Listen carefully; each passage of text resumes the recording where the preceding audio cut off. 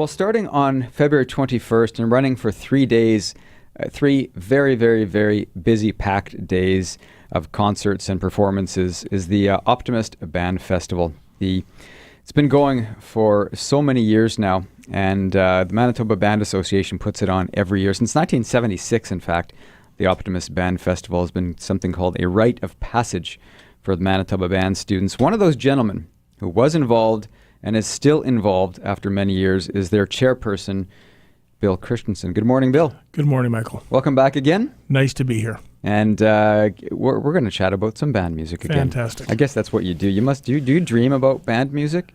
You know, it's amazing. You wake up with those songs in your head, so they must have been going through all night. Yeah. Anyway, so yeah, it's going to be busy next week for you. That's for sure. So first of all, before we talk about your involvement in the festival, why don't you just, because some people may or may not know about the festival, tell us a little bit about it. Sure. Well, the Optimist Band Festival has been going on for, as you say, since 1976, and it starts this Tuesday coming up, and actually goes for 4 days, Tuesday through Friday. Yep.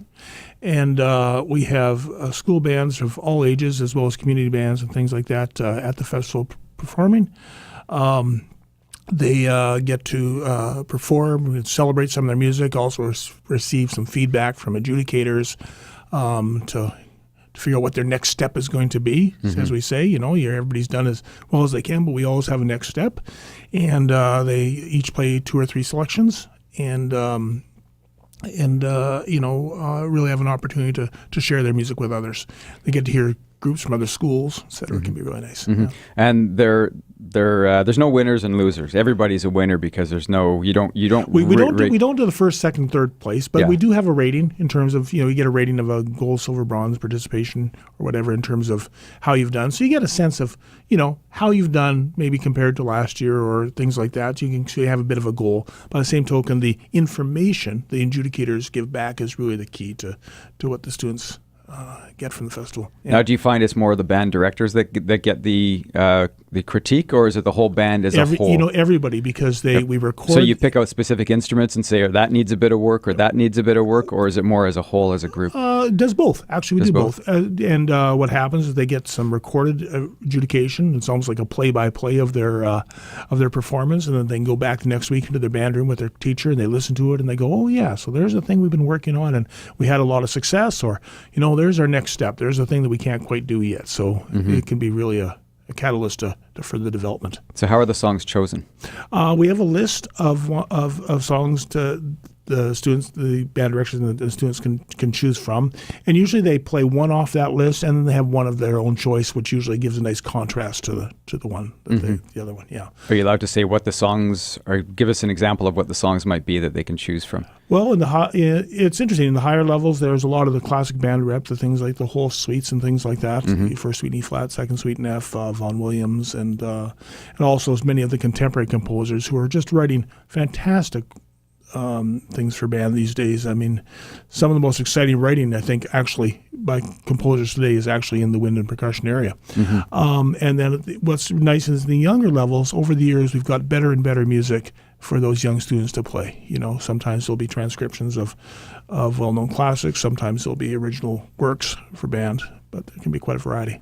And so they have 10 minutes to perform those. Is it 10-minute slots? Depends on the issue or the group. Usually about 20 minutes. 20 minutes, okay. About 20 minutes. And on average, by the time they get on stage and do their 2 selections, and et cetera, it takes about that. Some of the older groups will actually go to about 30 because some of those works are pretty significant works. Mm-hmm. Yeah.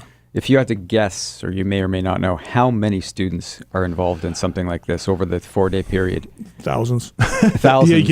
It's in the thousands. I'm not sure of a number right now, but it's thousands. Yeah, it's incredible. When I look at the list, they start at almost 10 in the morning and they go all the way until, almost 9 at night? Yep, exactly. Or so 9 at night. Exactly. And frankly, we'd start earlier. We just have to manage to get school buses to get them there. So that's the reason we only start till 10. Yeah. Do you guys get a lunch break? We sneak 20 minutes in there, here or there. Yeah, a few snacks here. Exactly. Because that's a long day. You're talking about, a 12-hour day of listening to band music and trying to be... So do you find that by the end of the day, your critique is still on the money, well, or is it? When the adjudicators do that, we've got some great people coming in from all over the country. Yeah, actually, tell us all about over them. the continent actually to do those things, and they're good. They're good at what they do, and they know this is a terrific festival. As a matter of fact, I'll just be honest, Michael. You talk to the adjudicators who go all over the country doing these things, and they consider Manitoba to be the hotbed. They consider this to be the place to hear really good school band music. So they do a terrific job, and I think they get tired by the end of the day, but they feel some responsibility. They know these students 20 minutes up there, and they need to give them their best stuff. So they come through for us. I'm in the studio. We're talking with Bill Kristjanson. He's the chairperson for the Optimist Band Festival, which runs from 21st of February to the 24th, 4 days of wind band music. It's taking place at the Winnipeg Convention Centre. So tell us, who are the adjudicators you're bringing in this year? Well, we have some great people. We have Jason Kazor from University of Arizona, and he's just terrific. He's originally Canadian. And we have Darren Olerkane, who's a Manitoba. Actually, this year is kind of neat because we have some Manitobans who have frankly gone through this festival themselves as students, have gone on to do music degrees and graduate school, or now teaching at universities. Darren Olerkane from University of Saskatchewan, Colleen Richardson from University of Western Ontario. So just terrific people, and they have a knack of knowing what to say to the kids, but just being so engaging and so much energy that it's really delightful. So and you yourself were involved in the festival as a performer as well. Well, I was right at the very beginning of the whole thing, so I've been involved right from pretty well day one, and then as a band director for years and years and years. What's your instrument? Trumpet. Trumpet. Yeah. And you're teaching now? I've just retired a couple of years ago, but I'm still kind of doing a lot of workshops, teaching a couple of university courses and stuff. Retired? Like that. Kind of, yeah. Kind of retired. Kind of retired. But what's also neat is we have many of the university students coming out and volunteering to help out a little bit with it as well. So that's kind of nice. How do people get involved if they want to volunteer? I know that this, obviously, when you see the list, you can go to our website, classic107.com, and we link you over to the list. There's dozens and dozens and dozens of bands, and you said thousands of kids. It takes a lot of work to put that all together. It takes a lot of work and organization, but it's pretty well thought through after years and years of working out the kinks. You can go to the Manitoba Band Association website, Manitoba Band Association, or you can call 663-1226. If you want to volunteer. If you want to volunteer, talk to John Balsillie. And then the jobs range from sitting at the door. If you're not too mobile and you want to sit at the door and just help with the silver collection, that type of thing, hand out programs, or sometimes we have some people helping do a little bit of the recording. Sometimes we have people, shepherding bands from one room to the other. So, it can be Anything new this year? Anything that you can think of? You know what? Last year we put a lot of innovation in. We added an extra stage. We're now using both the first and second floor of the convention center for performances, and that was a big innovation, and it's really helped the quality of the festival. And so we're just kind of fine-tuning that a little bit this year. So no big changes this time. Oh, I see. So there are two separate stages of the run at the same time. Four stages. Four stages going on, 2 on the main floor and 2 on the second floor of convention center. And so you can go from room to room and follow the groups around. Seems every 10 minutes there's a new. Exactly. Every 10 minutes. That's what I was wondering when you said 20 minutes they have on stage. I'm looking at 10 minutes later there's a new school, and 10 minutes later there's a new school. Exactly. No, we run the 4 stages, which again, it's a trick, but we make it happen. You make it happen. You make it happen. Yeah.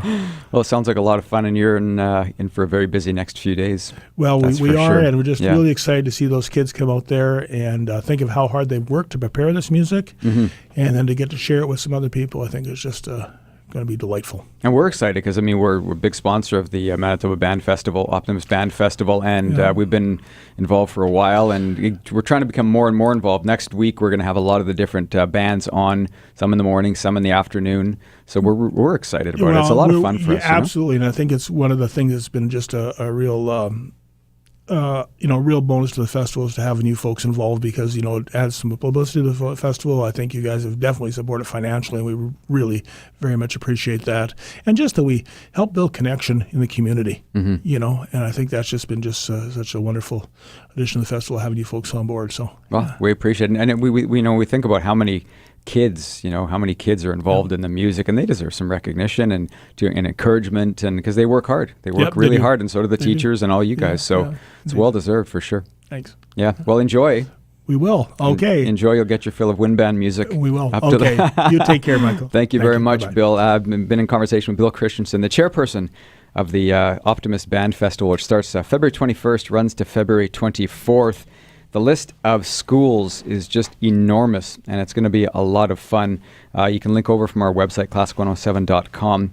All the information is there.